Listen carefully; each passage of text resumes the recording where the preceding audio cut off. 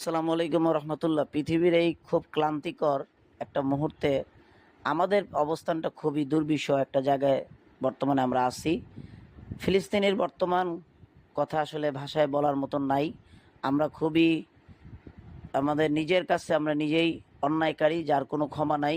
পৃথিবী মুসলিম বিশ্বের কাছে আমাদের ইতিহাস এখন কলুষিত।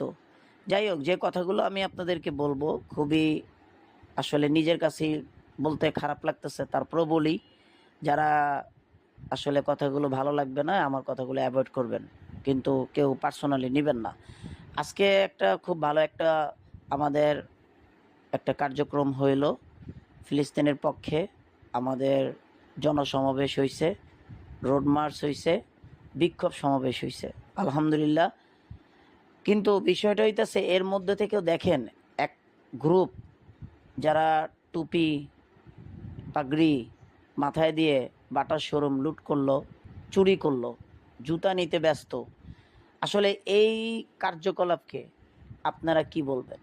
তাহলে তো অবশ্যই বলতে হয় ইহুদিদের মতন আমরা তাদের চেয়ে নিকৃষ্ট, বর্বর, আমরা অসভ্য বেয়াদব জাতি।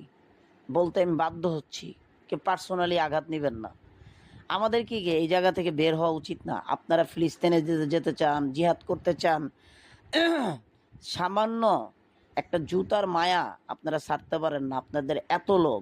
সেক্ষেত্রে আপনারা ফিলিস্তিনিতে যাবেন। ওই যারা যাবেন সেই মহৎ ব্যক্তিদের মধ্যে কিছু ব্যক্তি বাইর হয়ে যাবে বাঙালিদের মধ্যে, যারা ওখানে লুটতরাজ করবে, যারা ওখানে রড চুরি করবে, যারা ওখানে দান্দাবাজি করবে, তাদের লালসায় ওখানে মেয়েরা রেপ হবে। যেটা আসলে ইহুদিদের চেয়েও আমরা বর্বরের একটা জায়গায় অবস্থান করতেছি। আল্লাহ আমাদেরকে হেদায়েত দান করুক, আল্লাহ আমাদেরকে হেদায়েত দান করুক। আমাদের মানসিকতা নিকৃষ্ট, আমাদের চলন ফেরন আমরা বর্বর জাতির চেয়েও ভয়ঙ্কর একটা অবস্থানে আছি। সো আমরা যদি ফিলিস্তিনের পক্ষে নিয়ে কিছু করতে যাই, আমাদের নিজেদেরকে আগে আমাদের জায়গা থেকে সভ্য এবং সত্যিকারী ইসলাম সম্পর্কে জেনে বুঝে আগাতে হবে। তা যাই হোক, বিষয়গুলো আসলেও খুবই খারাপ। এগুলো মিডিয়াতে প্রচার হচ্ছে, সারা পৃথিবী দেখছে। এগুলো আমাদের জন্য খুবই লজ্জাজনক।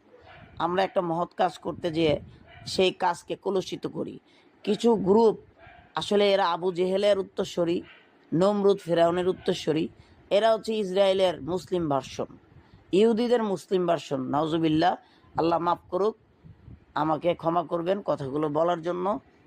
আশা করি ফিলিস্তিনের জয় আমাদের জীবন দশায় আমরা দেখে যেতে পারবো। এটাই একমাত্র আশা এখন। আল্লাহ ফিলিস্তিনি শহীদ